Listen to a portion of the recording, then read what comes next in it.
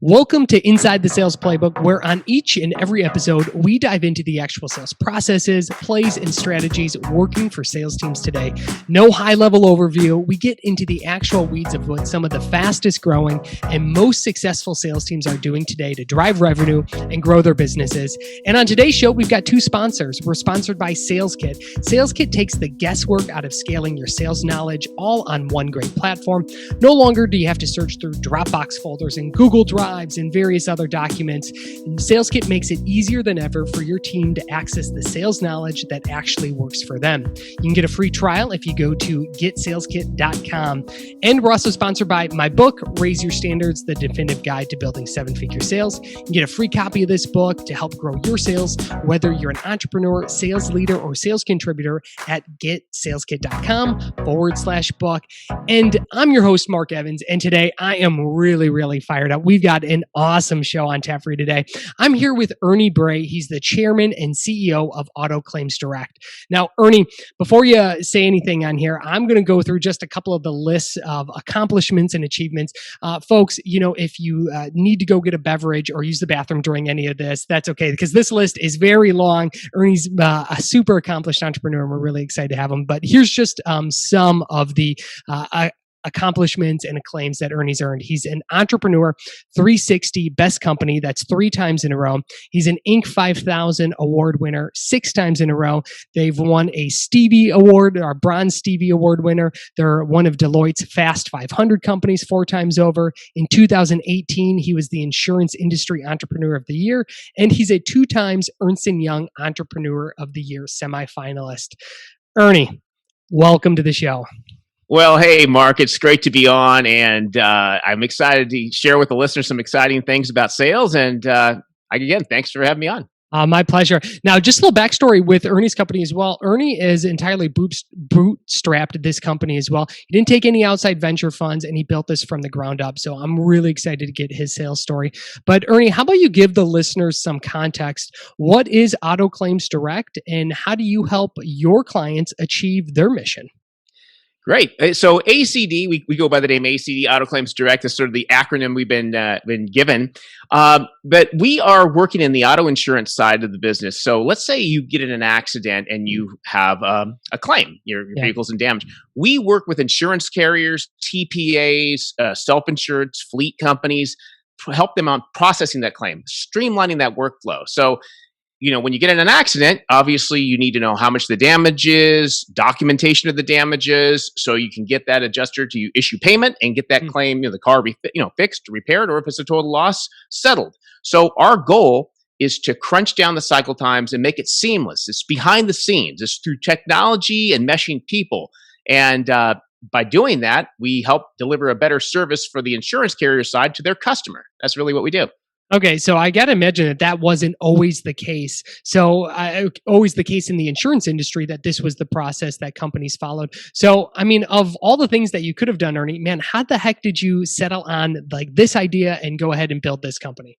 Yeah, well, it all started. I got in the industry after I got out of college. I didn't know what I wanted to do. I'm an athlete at heart. I played college basketball. I even saw that you did triathlons. I've done half Ironman triathlons. Is that right? You've done Ironman? Yeah, I did. Yeah. Yeah, I've done half Ironman triathlons, awesome. Endurance races, and we'll talk about that a little bit too. How I think that helps drive your motivation. You get that that grit by working hard. But yeah, I saw that. It was very interesting. But yeah, so I did sports. I was in sports in college. I didn't know what I wanted to do. And so I got out and I did like an inside sales job for about a year and just hated it. And then I found out insurance claims. You can do investigations. There's some career paths there, but I really wasn't sure what I wanted to do. So I decided to take a job. I got a job in the one of the largest insurance companies out there. Got training. I got all through that, and I worked my way up. And I started to learn about the claims process. And through that time, working for a couple insurance companies, I started to see a niche. I saw there's an area that was not really well run. It was very fragmented. It was the appraisal side of getting claims handled when it went to outside vendors, because insurance carriers typically they have their own staff that will handle core cities that I actually was working at myself doing appraising. I learned from the ground up. But in the outlying areas or even more remote areas, they had to outsource to other companies, and that was a very fragmented process.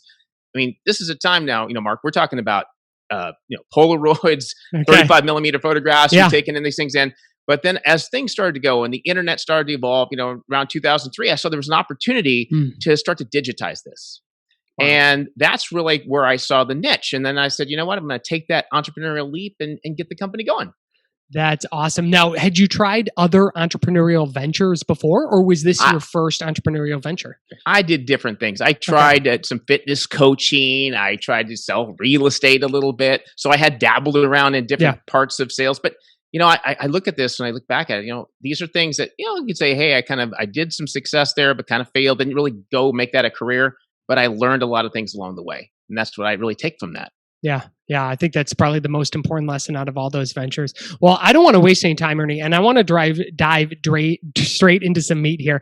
We're recording this here. It's the end of October 2020. 2020 has been quite the year, but I'd love to get your perspective and piece of advice for the sales leader or the entrepreneur that's listening out there. That just isn't quite aware of what's going to happen next or what the future is going to hold. What advice do you have for an entrepreneur or a sales leader as we go into more of Q4 here and into even 2021? That's great. It's a great question. Here's how I look at things. There's uncertainty in the world out there, and that's, as an entrepreneur, you have to deal with that in life anyway. When you're taking that leap to start a business, you're going to have uncertainty. But I look at it this way. You can only control what you personally can control. The outside events out there, you have to accept them the way they are. But I am a believer that we don't know where things are going, but you can control the steps you take. So when it comes to sales in your business, you need to be taking steps every day that it can push your company forward. And those little steps can plant the seeds. Now, maybe if you're doing sales and you're trying to get new business right now, the fruition of that may not happen right now. Frankly, people, when COVID started, people started to really retreat into, they didn't know people were moving to work from home. They didn't know what they were going to do. There was so much chaos kind of at that point. But what you can do, in my belief, is set the stage for next year. I always tell people, hey, you know what? When it's August, I have a meeting with my team and I say, everything you do now, this is 2021. You're building the next year's success. You're setting the foundation. You're planting the seeds. So yes, while you may not close a deal in the next 3 or 4 months, some of these sales cycles we'll talk about a little bit longer when it comes to insurance technology and that. But if you can set the stage, do those little efforts now, it can start to pay off for 2021. So that's my advice. Anybody out there, put in the effort now. Get those little steps put in and plant the seeds. I really like that. Is there anything that you would say, let's say we're catching an entrepreneur flat-footed or a sales leader who's saying, oh my gosh, I've been just in this whirling dervish in this mess of 2020. I haven't even begun to think about 2021.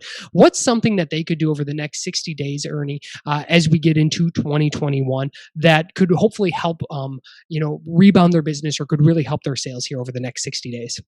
Okay, first thing you should do is you look at your current client base. If you have a book of business right now, solidify that book of business. You go in and you want to make sure you're making touch points, you're connecting, you're making sure you're solid with your current portfolio of clients. That's number one.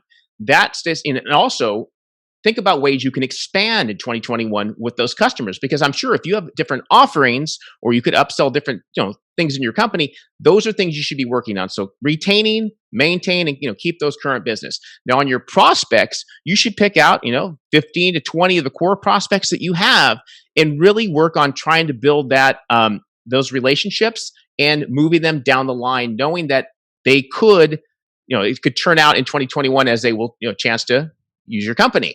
So I look at it from two ways: retain and maintain your current business, and then keep a prospect, goal you have out there in your pipeline of core clients and start to make the efforts on those now, knowing that you can try to get them in the first or second quarter of 2021. Oh, I really like that. That's some really solid advice. I really, really like that, Ernie. So retain and maintain, and then start looking at who kind of your dream, 15 or 20 clients are, and start pursuing those.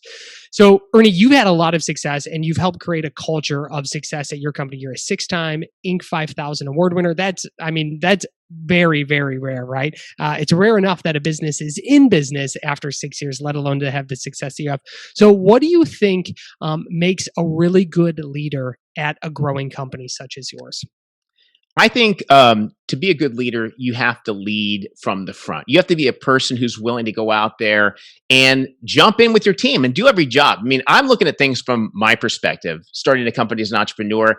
when you start a company, you got to wear every hat. Yeah. You're having to do things. So you learn every job from the beginning. You're able to do everything. But I think leading from the front and being an inspirational leader is very key, because I believe if you bring the energy, the enthusiasm to everything you do, that's infectious. I mean, it gets people excited about what's going on. And I think by leading from the front, being an active leader, and I'm not a type CEO that sits back and steps away from everybody. I actually get in the action and know what's going on, because I think if you really have your finger on the pulse, that goes a long way for all of your employees saying, hey, you know what? This is a mission I'm excited about, and I want to join it. I want to go out there and achieve the goal, whatever business it is. Mm-hmm. Yeah, I really like that. That enthusiasm and energy is so key and so critical. And both as a CEO as well as someone who's followed CEOs as well, I think that's such great advice that often gets overlooked, right? Because you're busy doing all the things, wearing all the hats for everybody else. Yep. That's people follow you for what they're feeling, not always what you're saying. Same with parenting as well. I really like that. All right, well, let's transition a little bit, Ernie. I'm really curious to hear how you onboard and train. It's a topic that I hear from a lot of CEOs as well as sales leaders. Everybody's looking to reduce their ramp time or increase the quality of their training process. Let's start first with what type of salesperson is really successful in your organization? What are some of the key characteristics you look for in those individuals? Okay. For me personally, I believe sales needs to be very organized. You have to be detailed, because if you don't have and manage with a CRM tool or the ability to know what's going on, if you can't measure, you can't manage it. And if you don't know what's going on, you're just, flying by the seat of your pants. You don't know what's going to happen. I believe you have to have somebody who's a self-starter. They got to be organized. They got to be able to be one who is always looking to push forward. Now, when it comes to sales, we can talk about this later. The strategies behind that, it can vary for different people. But I think it starts with somebody that when you interview them, they're going to be a person who can be a self-starter and they're organized. Because if you're not organized and you're not a self-starter, you're not going to make it. Life's going to be tough for you. Oh, Life's going to be awfully tough for you. So after you've gone through that interview process and you found someone who is a self-starter, who is disciplined, who is organized, what does the onboarding and training process look like at your organization? What are some of the elements where you feel like it really separates your company from others? I think the biggest thing is in our space, I don't believe it's a turnkey type of sales position. It's not one where you can just say, here's a widget, sell this and move on. It's more of a nuanced sale where you actually have to have relationship building skills. You have to be able to take a product, which is a combination of I should say services and technology, and you got to mesh those. And it can be a difficult sale if you don't know how to mesh both that. Because some clients may want a service portion of our business. They may want to use our technology. So the person has to, when we do the onboarding and training, it's a collaborative event. It's one where I'm heavily involved as well, where we do a lot of role playing. We do a lot of training on different scenarios. It's a lot of training on the system and technology. So it's not just a turnkey type training program. But I think, like I said, if you have the foundation with somebody who's detailed, they're organized, they like to be very self-starters, they can take a lot of notes. They can really sit down and they start to really interact. So being a small company that we're not like a huge company where we have a massive sales force. It's a very collaborative process where we work as a team. That onboarding process could be 4 or 5 people over weeks, just started learning and learning. But I said, if you're organized, that's number one. Yeah, I really like that. So since it is such a immersive process when it comes to your training and onboarding, how do you know when someone's actually ready to graduate or to, be released to the wild, as some organizations will put it? It can be a difficult situation. You never really, the thing about sales and salespeople, you really never know until they really get out there. It's hard. People can do a great job in an interview. They can seem like they have it all. And then when it goes out there into the actual wild, like you say, it could be a different story. But I think you have to measure by the results and what they're doing on their output. If they can increase their output out there and they're getting feedback and it's documented in the CRM tool, you can see the progress they're making. And we're big believers in, like when I said collaborative part of sales, we're believers in the teamwork aspect. If somebody's having difficulty or they're having a challenge, we want to roundtable that and say, hey, okay, so what are you getting from this potential client? What are you seeing? What are some of the objections they're having? Or what's some of the concerns? And we put our heads together and we help each other out. I don't want to just send somebody out there and say, go out and try to sell. Yeah. We want to be able to have that, team effort part. Yeah, good luck. That reminds me of my first sales job where it was like, well, there's a phone, here's some old business cards, and there's a phone, but good luck. We'll check back on you at lunch. And I just don't think that process works anymore. It doesn't work to build a culture, and it No, certainly not at doesn't all. work to onboard or train a salesperson. Yeah. Well, let's transition a little bit here since this is the Inside the Sales Playbook show. Let's talk a little bit about your actual sales playbook. So first, Ernie, does your sales team, do they use a sales playbook? Is there kind of a source of truth that they follow?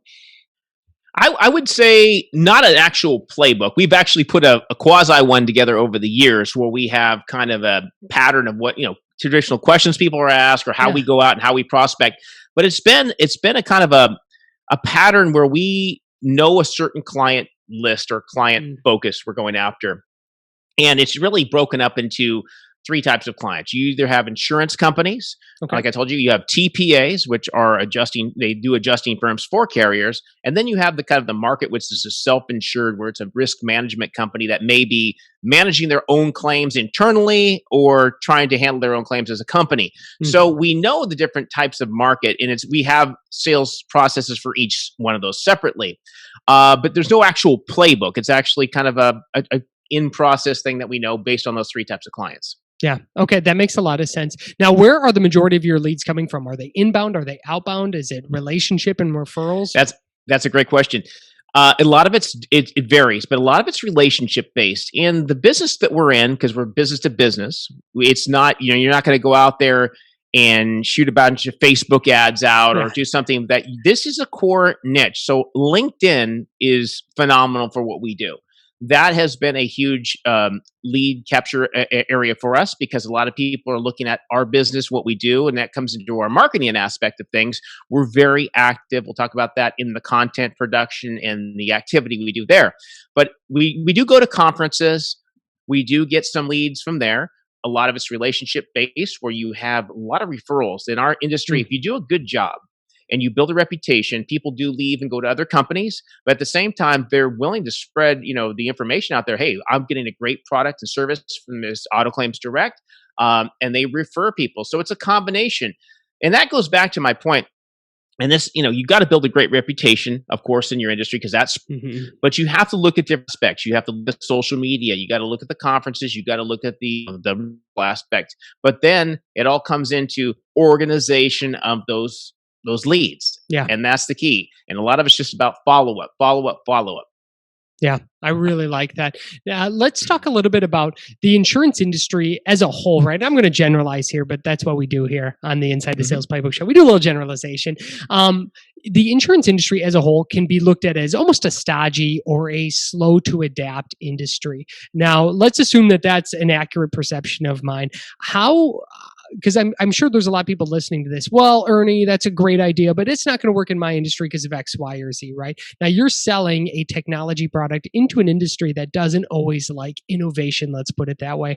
What's your advice to someone who may find themselves in a similar situation? Okay, I look at it this way. Like you said, the insurance industry has traditionally been slow to move. It's one of the slowest areas, especially when it comes to technology. I used to always joke to people that, you're used to using Facebook or Instagram in real life, but when the carriers utilize their technology at their office, it's 15 years old. So I mean, it's like you're dealing with ancient technology. But I think there's been a change. I think you're seeing in our industry specifically a real push towards digitizing the process. There's new innovative leaders coming into a lot of the leadership positions at a lot of the insurance companies. So I'm really excited about that. That's great. But even still, when you're trying to go in as an entrepreneur, break in with your service or your technology solution, there always is a lot of wariness about that. Like, what, it's great, but we've been doing it this way. So here's my advice. When you go in, you want to, of course, every entrepreneur wants the home run. You want to get that whole account. You want to win it all. But a lot of the ways to get in with some aspect of your product or service. So one of the ways we do is we have a great technology product, but we will offer our services when it comes to inspection services nationwide. Maybe it's auditing and reviewing because we have one of the largest networks of independent appraisers out there. Wow. So they'll use part of that network. Then they'll say, hey, can you do some audit and maybe some advisory solutions for us? So if you get in, land and expand. That's what I say. Get in, do a little bit, earn their trust. Then they will begin to say, okay, great. I really like what you're doing here. Can we expand this pilot? Can we go? So don't feel, worried about, saying, I want to get the whole thing at first. Go in Hmm. there, get a little bit of the business and expand. And that's really how our growth really started. I mean, we would go into carriers and you have to remember 2003, 2004, and they Hmm. would be like, hey, you know what? We've used a lot of different companies. We're not, hey, you know what? Don't worry. Give us a pilot. Let us show Yeah. you. Let us go head to head with whoever you're using. Let's do 90 days. At the end of that, if you like what you see, and then they go, okay, I understand. Let's try that. And then lo and behold, if you can deliver with your product or service and you can give great customer service to your customers, then you start to expand. And then that's how you go. And that's really kind of the sort of the secret of what we did. Go in there Oh. and really grow from within. Wow. Okay. I really like that too. And especially for any startup or any smaller business, you may not be in a position to necessarily be able to process all of the work or to be able to That's true. deliver effectively if you get that grand scenario that you're dreaming about, right? That grand slam Right. may be the one thing that sinks you here in this next year because you're not positioned for it. I really like that land and expand. It's something I could Yep. listen to or I could hear, and I know a lot of others will hear. Yep. Yeah, that's really good. Now, Ernie, what other elements would you say from a sales perspective and even from like a sales culture that are some of your thumbprints that you've put on your organization that you're either really proud of or you feel like, hey, this has really led to some success in this area that I feel more entrepreneurs should know about? I think it like this. I look at it from perspective as, an entrepreneur. So I live my solution. I Hmm. believe in what I have. And I think that if anybody doing sales, you have to have that core inside belief that you know that you have the best product or the best service. Now, maybe you have some flaws. Everybody's got, flaws here and there. That's fine. But you got to have that internal drive knowing that, what, I'm so passionate about what my solution and my product is. I want to beat everybody out. And like I Hmm. said, you can't beat everybody out. And nor, like you said, can you take over the whole market because you're just not big enough to do it. But once you have that culture inside that I believe so much of what I'm doing, that feeds on the people you hire in. They say, Hmm. wow, I believe in this too. This is a Hmm. great solution. And then when it starts to deliver and you see the customers giving the feedback and you're getting kudos from them and they're starting to, spread the news about what you're doing, the culture I have and I believe is one of energy, passion, enthusiasm about what you're doing. And I look at it this way. If you're selling something and you're passionate about it and you're going in there doing a pitch, people can see that. They feed Hmm. off that. Be authentic because just be who you are and not try to necessarily imitate other people you see. Be yourself. And I think that really pays off. And that's what I Yeah. try to instill as a culture. I love that. I think that is such good advice. Bring enthusiasm to it, bring a level of authenticity to it, but bring enthusiasm, I think is the main message, and bring that Yep. energy. Yeah, I mean, no one likes to be sold to from a Sally Wet Blanket or a Johnny Raincloud, right? Like, that's the worst. If I have to give you Yep. my money, I will, but I don't want to. Yeah, that's really good advice. Well, let's close, Ernie, with the final five. So these are five rapid fire questions. I'll ask them, you answer them. Are you ready? Sure. All Fire right. away. All right. Well, give me your favorite sales related movie. Oh my gosh. Sales related, that's a hard one. I mean, I remember all the ones that were out there. There was the Wall Streets. There's Wolf of Wall Street. All Glenn Ross is a oh my popular one. gosh. Yeah, I wouldn't say I really have a favorite one when it comes to sales. I Okay. don't. No. Okay. No favorite one. All right. We won't push you on that one anymore. Yeah. How about a favorite sales book?